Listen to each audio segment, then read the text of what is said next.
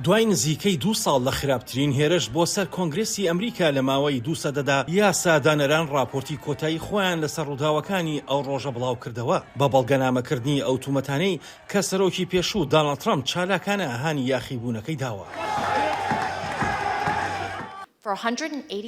بۆ ماوەی 187 خولەک پابەندبوونی دەستوری خۆی پشتگوێ خست بۆ ئەوی ئاگداری ئەوە بێت کە یاساکان بە دڵسۆزی جێبەجێ بکرێن لە کاتێکدا چەند مانگێک لێ کۆڵینەوەی لەسەر دەکرێت. ئەمەش لەبەر ئەوەیە کە ئاژاوە گێڕەکە ئاوایان دەخواست ئەوەی سەرۆک ترامپ ویست بووی بۆ ئەوەی ڕێگری بەهێز لە گواستنەوەی ئاشتیانەی دەسەڵات بکات بەهێز. راپۆرتەکە گەواهیدان و بەڵگەنامەی پێشتر بڵاو نەکراوەی تیادایە. بۆ ئەوەی خەڵک بەگشتی بتوانن بگەڕێنەوە بۆ ئەم تۆمارە و بە شێوەیەکی ڕشت سەیری بکەن کە ئێمە باز لە راپۆرتەکە دەکەین لەلایەن کۆمیسیۆنی 11 سپتامبرەوە بەشێکە لە مێژوو تۆمارێکی مێژوویە کە مەبەست لێی پاراستنی ڕاستیەکانی ئەو ڕۆژەیە. بە پشتبەستن بۆ بەڵگانەی کە کۆکراونەتەوە لیژنەکە ترامپی بە چەندین تومەتی تاوانکاری ڕەوانەی وەزارەتی دادی ئەمریکا کردووە. ئەمەش یەکەم جارە لە مێژووی ئەمریکادا ڕووبدات.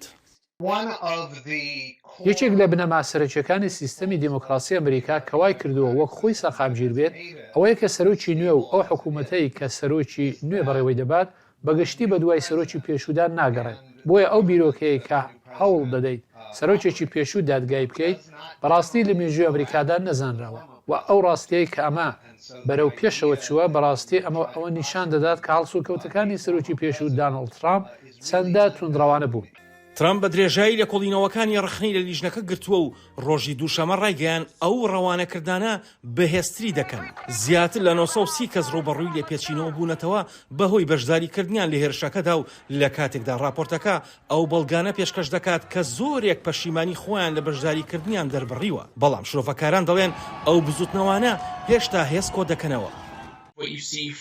ئەوەی ئەمڕۆ لە ڕێکخراوی پراودبۆی و ئۆسکی پێرس دەیبینیت ڕێکخراوگەلێکن کە لە جاران زیاتر لە تێۆریە پیلانگیرەکاندا نوقم بوون و بە تایبەتی لە بۆچوونەکانیان لە دەوری ڕووداوەکانی 6 مانگیەکی ساڵی 2021.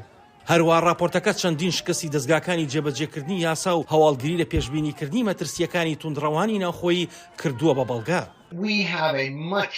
ئێمە مەترسی زۆر زیاترمان لەسەرەکە تێرۆریستانی ناوخۆیی کەسانێکن کە بەڕاستی دەیانەوێت سیستمی سیاسی ئەمریکا بڕووخێنن. بەژمارەیەکی زۆر لە ئەمریکادا هەن و بوونیان هەیە و سەروەری یاسا قبول ناکەن، ڕاستیەکان قبول ناکەن، ئەنجامی هەڵبژاردن قبول ناکەن و ئامادەن چەک لە دژی ئەمریکا هەڵبگرن. بڵاوکردنەوەی راپۆرتەکە کۆتایی هاتنی کارەکانی لیژنەکەیە. وەزارەتی دادی ئەمریکا لێکۆڵینەوەی خۆی لە ڕووداوەکانی 6 مانگی 1 ئەنجام دەدات کە پێدەچێت کاریگەری لەسەر بڕیارەکە هەبێت کە دەربارەی بەدواداچوونی تومەتەکانە دژی ترامپ. ئاسۆ جەبار بۆ راپۆرتی کاسرین جیبسن دەنگی ئەمریکا واشنگتن.